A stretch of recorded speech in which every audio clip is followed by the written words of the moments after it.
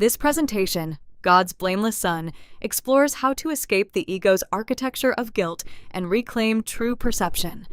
Drawing on Chapter 11 of A Course in Miracles, we will examine how shifting from fear to love transforms our identity, our relationships, and ultimately the way we see every person we meet. Here we see two irreconcilable paradigms, the ego and God. Both are internally consistent, yet they lead to opposite worlds. The ego is rooted in fear and separation. God is rooted in perfect love and wholeness. Every decision quietly answers one question: who is my source, fear or love? Partial allegiance between them is impossible. These two voices generate two very different worlds.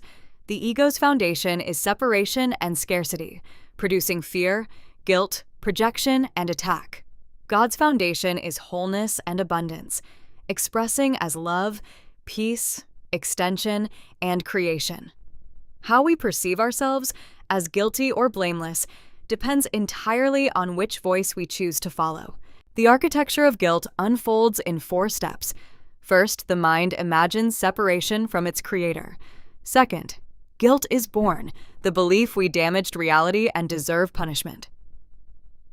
Third, we project and condemn others to offload this guilt. Fourth, we fear retaliation, which deepens separation. Recognizing this cycle is the first step to dismantling it.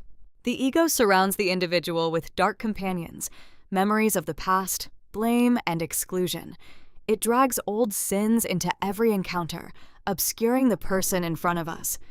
When we blame a brother, we actually blame ourselves, and we cannot enter God's presence while holding anyone outside the circle of love. Against this backdrop stands the inviolable truth.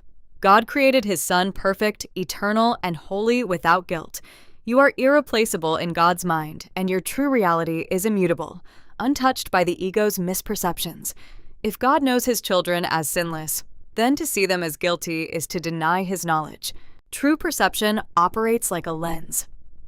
Its input is a willingness to look beyond error rather than fixate on mistakes. Its filter is the Holy Spirit, who helps us recognize the changeless spark in every mind. The output is a firm refusal to believe in causeless guilt. What has no real cause in God cannot truly exist. Forgiveness must be redefined. The ego's pardon treats sin as real, judges the action, and then condescends to excuse it, thereby reinforcing guilt. True forgiveness recognizes that the supposed sin never altered God's Son at all. By overlooking illusion, it completely erases guilt. In this sense, to forgive is literally to overlook. The holy instant is our way out of time. Time stretches horizontally, filled with past grievances and fear of future punishment. In any moment, we can suspend judgment and meet a brother without reference to the past. That vertical opening is a miniature of eternity, where learning stops and only present love remains. The law of shared identity states, what you perceive in others, you strengthen in yourself. Condemning a brother locks both of you in the ego's prison. Seeing a brother as blameless affirms your own innocence.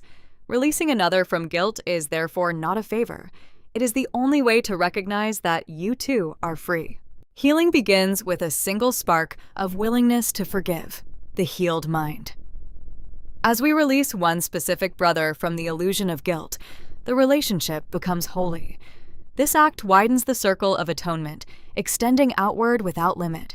Gradually, we gain unshakable confidence that everyone, including ourselves, is safely included. Here we contrast two laws. The ego's law of scarcity claims that to give is to lose. Love is finite and relationships require sacrifice. God's law of extension teaches that to give is to receive. Sharing guiltlessness with another multiplies our awareness of love. Love does not limit, and what it creates cannot be limited. Every relationship serves one of two purposes. A special relationship seeks to extract value, fill a sense of lack, and is built on guilt and conditional love. A holy relationship aims to extend love, heal, and awaken together. It rests on complete innocence and equality, seeing not a body to use but a blameless soul to free. The mind is pictured as a temple whose altar has been restored. When the ego's dark companions are dismissed and guilt is seen as a causeless illusion, the mind naturally returns to grace. We do not create our innocence. We accept the blamelessness God already established. God is not incomplete, and He is certainly not childless. The final lesson is simple. Teach only love, for that is what you are. This means resigning as your own teacher, laying down the burden of judgment, and acknowledging the blamelessness of every son of God. As we do, we step into the peace of our true inheritance and allow our lives to demonstrate only love.